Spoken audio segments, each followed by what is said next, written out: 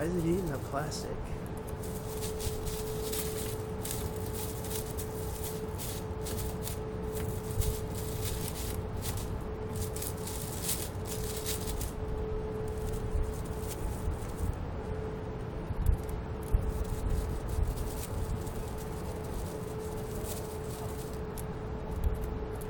It's stuffing the plastic in its cheek pouches.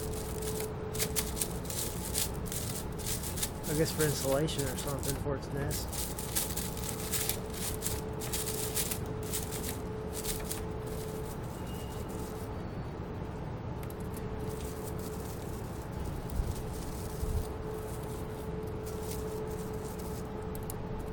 Huh. Alright.